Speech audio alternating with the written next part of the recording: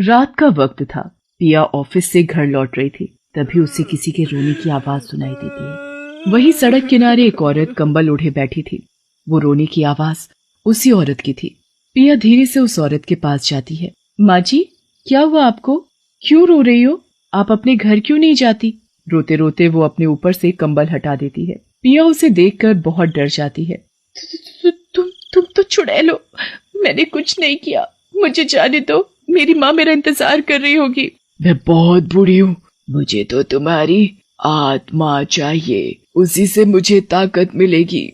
चुड़ैल पिया के आगे हाथ फैलाती है और अपनी शक्ति से उसके अंदर की आत्मा अपने अंदर खींच लेती है। पिया वहीं गिर जाती है। सुबह जब कुछ लोगों की नजर पिया पर पड़ती है तो वो लोग उसे हॉस्पिटल ले जाते हैं। ये लड़की मर चुकी है, पर मेरी समझ में ये नहीं आ रहा, इस लड़की के शरीर पर एक खरोंच का निशान भी नहीं है।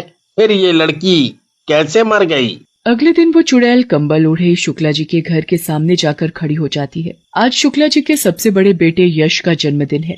घर में पार्टी चल रही थी। कोई है क्या? मुझ बूढ़ी को कुछ मिलेगा क्या? क्या चाहिए? मैंने कई दिनों से कुछ नहीं खाया, मैं बहुत भूखी हूँ। आज मेरा जन्मदिन है, इसलिए आप अंदर आकर आराम से बैठकर खाना खा सकती हैं। जितना खाना है उतना खाइए।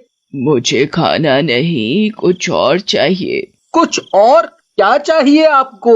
चुड़ैल अपने मुंह पर से कंबल हटाती है। तुम तो चुड़ैल हो। हाँ, मैं चुड़ैल हूँ और मुझे खाना नहीं, तुम्हारी आत्मा चाहिए। चुड़ैल यश के शरीर से आत्मा खींचकर अपने अंदर समा लेती है और फिर चुपचाप वहाँ से चली जाती है। यश को दरवाजे पर पड़ा देख उसकी माँ कुसुम जोर से चिल्ला पड़ती है। मेरे बच्चे, ये तुझे क्या हुआ? तू उठता क्यों नहीं? आंखें खोल, कुछ तो बोल। कुसुम के रोने की आवाज सुन अंदर से बाकी लोग भी बाहर आ जाते हैं। सभी मिलकर यश को अंदर ले जाते हैं। फिर डॉक्टर को बुलाया जाता है। डॉक्टर बताता है कि यश मर चुका है।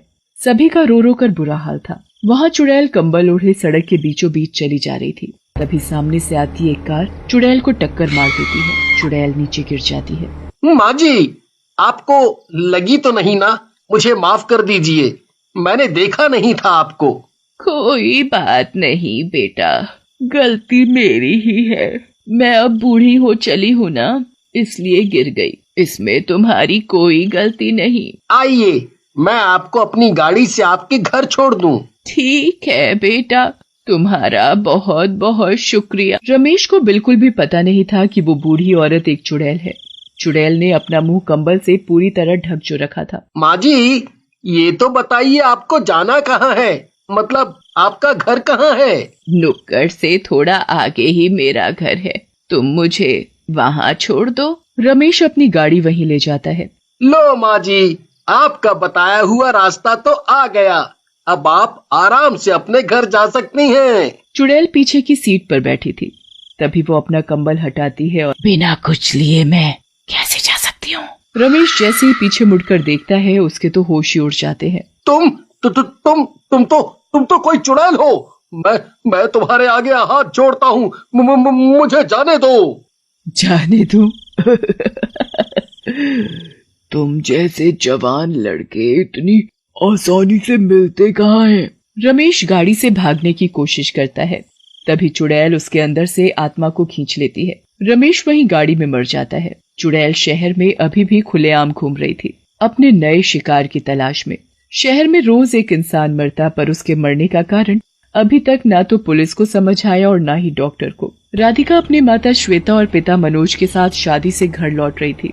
सभी कार में थे। तभी गाड़ी की लाइट चुड़ैल पर जाती है। पापा, गाड़ी रोको। क्या हुआ बेटा, तुमने गाड़ी क्यों रुकवाई? पापा, वो गाड़ी के बाहर देखिए, कोई औरत हमारी गाड़ी के सामने खड़ी है। हाँ, राधिका, तुम भी ना डरा ही दिया था तुमने तो। मुझे लगा कहीं कोई हमारी गाड़ी के नीचे तो नहीं आ गया। माँ, वो बेचारी औरत इस सुनसान रास्ते पर अकेली जा रही है, दिखने में बहुत कमजोर भी लगती है। क्यों ना हम उस औरत को लिफ्ट दे दे, उसे उसके घर तक छोड़ दे। मेरी बिटिया रानी का दिल बहुत बड़ा है, सभी के लिए अच्छा ही सोचती है। अच्छा जाओ, उस औरत को बुला लो। राधिका चुड़ैल के नजदीक जाती है। चुड़ैल ने अपने को पूरा कंबल से ढक रखा था। क्या हम आपको आपके घर छोड़ दें? बिटिया, मेरा कोई घर नहीं है, मेरे बेटे ने